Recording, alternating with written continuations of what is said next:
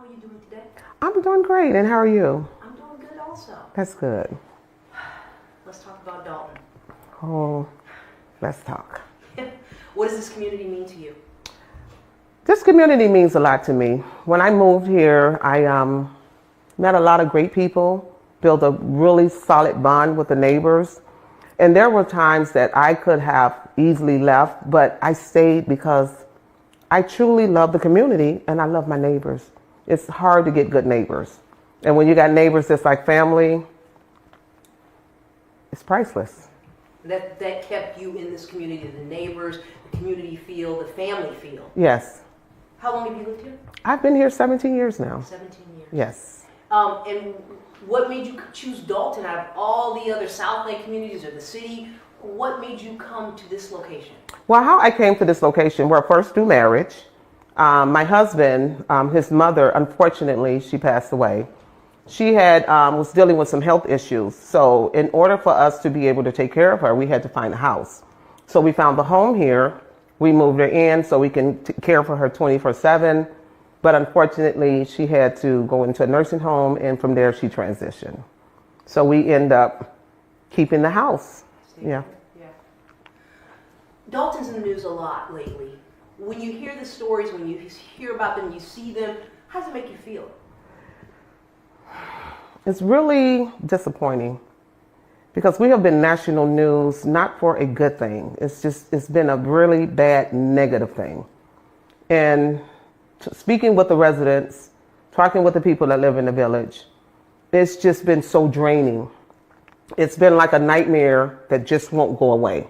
It's like no matter what you do, it's like I go to sleep, I wake up, and the problem is still here. So it's been a nightmare. But there's so many good things happening in this community, but they're being overshadowed by all the negative news. Yes. Do you think you can change that? Most definitely. I have the personality. I have the wherewithal. Of course I can change it. I jumped in the race to change it. You know, we have to change the narrative. We don't want people to see us that we're just this community that's constantly suffering or living in poverty, because it's far from what the image that has been put out on the internet. You have a lot of working class people here. You have a lot of retired people here. Just on this block alone are working class people. So to put that image out that the average person only makes like $25,000 or $20,000 a year is false. It is an excellent community with good people. We just need a change in leadership that's going to bring the morale back, that's going to build this community back up, make it a place that's happy for the people to live at again. How long did you think about, you know what, I need to be in this race. I need to be, I'm that person. Did it take you long to figure that out? Did you say, you know what, I'm running? Well, actually, some years ago, it just came to me and I was like, you know what, I'm going to run for mayor. And to be honest, I was like, it was going to be either Dolton or Harvey. But I'm like, I'm here in Dolton. And then when all this stuff started to transition, something inside of me said, now is the time. If you don't get in here and fight for the people and fight for what's right, who else will do it? So this is why my hat is in this ring, because I'm truly fighting for the people. I don't have any ulterior motive. I'm not looking for anything to gain. I will see a community that could be great. You know, I live here. I don't like having to go into other communities and taking my resources to them. I like to be able to go downtown and to shop at a store, or to shop at or go to a nail salon, or shop at the pet store, and keep those resources here in the village. You know, once you hit a certain age, you're like, hey, you know, it's all about comfort. And why can't we have this? And I shouldn't have to take my resources over to the neighboring suburb when I can have it right here. So I got in this race to build this community back up. You're running on an independent party. What is the name of your party? It's Rebuilding Dolton. Rebuilding. Why did you choose to run as an independent? Because when I look at the Democratic and the Republican Party, when I do my research and I look at the characters of a lot of these politicians, I don't want any part of it. You know, I'm a free thinker. I like to think on my own. I don't like to be boxed in. I'm a type of girl that thinks outside of the box. Don't box me in. There's a lot inside of me, and there's a lot for me to give and offer to the community. So independent is the only way to go. Yeah. There are a lot of issues that, Lori Lightfoot was hired by majority of trustees to look into. A lot of issues that she brought to light. Any of those issues really stick out to you that you think really need to be paid attention to or focused on? Well, definitely the finances. When you look at the deficit and you look at bills not being paid, you look at the mismanagement of money, that is one of the main things that we truly have to focus on. You have to manage your money. You got to budget your money. You got to, you got to live not beneath your means, but you got to live within your means. So that's one of the main issues is the budget and transparency. I hear a lot of people say transparency, but are you really telling us the truth as far as to what's going on with the village? And honestly, I think not. There's a lot that's really going on that the people really don't even know. And it's important to be transparent. When I do things, I like to sit down and say, look, here's the books. This is where we're at. This is what we spent. This is what's coming in. And this is what's going out. And I believe when you have full transparency and you tell the people, then they don't mind getting behind you and rallying with you and being there for you. But you have to really, truly be transparent. You have to. That's the only way it's going to work. Some other issues that residents have talked to me about is Village Hall being closed off. You have that little area you do your business. And then also, it's going on, several months that the police department hasn't had a police chief. Yeah. Especially with the Village Hall.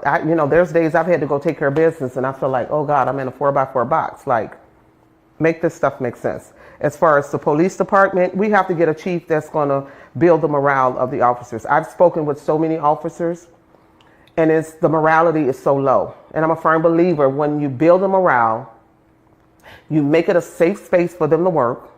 And then you have to build the bridge and close the gap between the residents and the police officers. They have to understand one another. And then there's another thing when I talk to officers, they're mentally so frustrated. And this is one of the things we need to do. We need to make sure we take care of the mental health of our officers. Because a lot of them are stressed. And I am a police officer's mother. So I understand it. And with my daughter, I have her once a month. We have a mental check. I create a safe space where you can come, you can sit, you can talk about the issues, you can talk about the things that you're dealing with on the job. You get a chance to release. Because a lot of these officers, they go out on the street, they're under so much stress. So by the time they get to that person that they're dealing with, they're just ready to offload their frustration. So we have to make sure we keep the mental health of our officers up to par.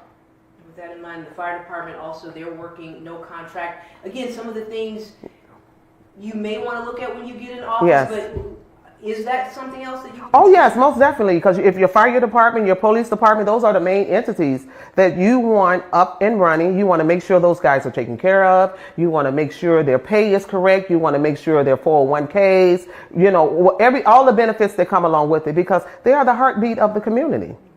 If the house catch on a fire and we don't have firemen, we're in bad shape. So the police department, the fire department, those are major entities that must be taken care of. Lori Lightfoot said, her investigation found these things, these problem areas, but she feels, that this community can get back to good government and can right the ship. Is that what you can do? Yes. So today, I actually had a meeting with investors, and I have literally been going hard since I've jumped into this race. And a lot of the investors, they are willing to invest. They're willing to help bring businesses back into this community, but they want to make sure that they're doing it under the right leadership. It's nothing against the other two that has been in office or that's running for office, but they know me, they know of my character. A lot of them have worked with me. They're willing to bet their money on me and help building this community back up. And that's what we need. We know, economics. I mean, it's just like running a household. If you don't have any economics coming in, you can't run the household. So we got to get investors. We got to bring businesses back. When you make it attractive, then you start attracting home buyers. And a lot of these homes need to be put back on the tax brackets. And that's one of the things I have been doing here in Dolton since 2012.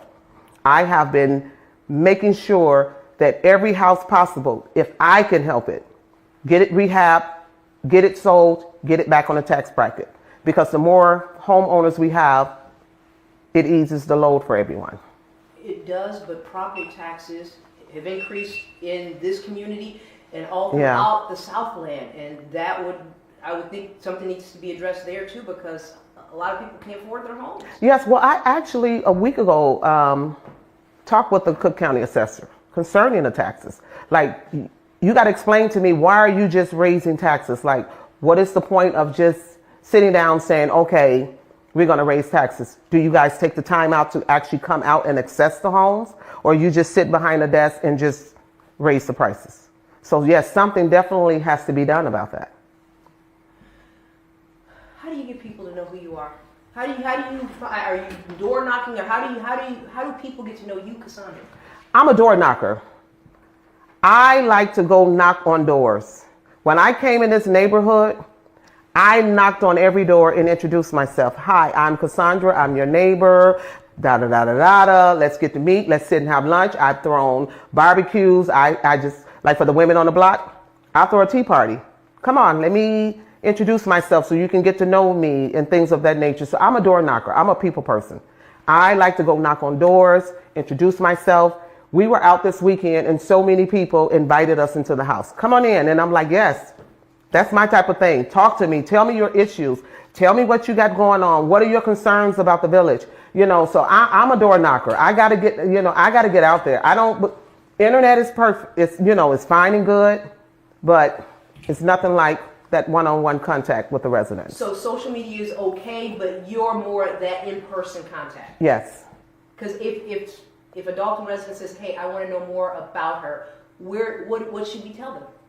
You should, first of all, I'm a mother, I'm a wife, I'm an entrepreneur, I'm a woman that cares, and I'm just overall a good person. I tell people, get to know me. You get to know me, Regina, you'll be like, oh my God, she is just so cool and down to earth. I mean, I'm the type of person that I will give you the shirt off my back. People will tell you that know me on this block. I have taken in foster kids. I have taken in homeless people. I have let them live in my house. I have adjusted my life to help someone get up on their feet. Those are the type of things that I have done. And I have worked in this community. My hands has literally been on 5 houses in this block. This house right here, when our neighbor passed, I bought the house from the son so it wouldn't just not sit, so it can be back on the tax bracket. I was willing to work extra hours, do whatever I had to do to make sure that this house stayed on the tax bracket. And you did a lot of the work, all the work. You did some of the physical work as well. Yeah, I'm a contractor. I did like 99.9% of the work. I'm that type of girl. You see me like this, but when it's time to work, you see me with a headband, the construction boots on, you see me with the tool belt on. I get in there and I get the job done. Yeah, and that's what I do. April 1st is the election. You're going to be doing a lot of door knocking up until then. Yes. Every weekend throughout the week, I'm out. I know Dolton is kind of divided up in like 4 zones. And each zone, each weekend, I'm going out, knocking on doors, passing out flyers, addressing the issues of the people. And I want people to feel safe. I want you to get to know me. Forget about what you hear on social media. Forget about what you see on the internet. Get to know me for who I am. Sit down and have a conversation with me. I'm an open book. I have nothing to hide. Yeah, I'm an open book. My next question, I have to ask you this. The meetings can be a bit wild sometimes. Do you go to the meetings? If so, why or why not? I go to the meetings, but I'm the type of person, I like to be productive. I don't like my time wasted. Because one thing about time, and I'm getting older, you got to maximize every moment. So when I go to these meetings, and a lot of times I feel like they're a waste of time because you get nothing accomplished. So sometimes it's like, I'd rather have a hammer in my hand, or I'd rather have my chef jacket on. I'd rather be producing, So I'll go to the meetings, but when it's not productive, I can find something else to be doing. Yeah, I'd rather come out and cut the grass of the whole block than to be sitting in a meeting and watching them argue and fight back and forth and point the finger, and at the end of the meeting, nothing gets accomplished. And then who suffers? The residents. Finish this sentence for me. Dolton is being rebuilt by Casundra Hopson-Jordan and Denasha Harris for the Rebuilding Dolton Party. It's going to be rebuilt. That's my goal. I'm going to rebuild this village. And I am that type of mayor. As I told someone the other day, you will see me out there cutting grass. You will see me out there planting flowers. That's the type of mayor I am. Listen, behind the desk is good, but I'm the type that, listen, if the neighbor or resident called me and said, I need help with something, I'm that one. I'm in the car. I'm there at the house. I'm getting it done. Because that's just the type of person I am. I'm military. You know, we don't just sit around and we go out in the field and we get it done. what branch? Navy. How many years? I was in 6 years. I did 4 reserve, and then I finished out, 4 active, and then I finished out with the reserve. I was in doing the Gulf War. Thank you for your service. You're welcome. So after that Gulf War, I'm like, you know, I love my country, but I love me more. Yeah. Thank you. No, you're welcome.